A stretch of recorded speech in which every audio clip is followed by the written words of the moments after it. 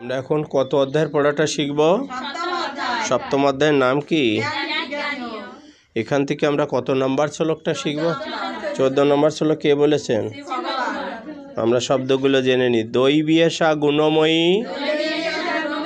মম মায়া দুরাত্ময়া মামে বইয়া প্রপদ্যন্তে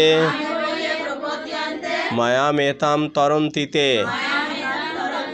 দৈবীয়েষা গুণময়ী মম মায়া দুরাত্ময়া মামে বইয়ে প্রপদ্যন্তে মায়ামেতাম তরন্তিতে।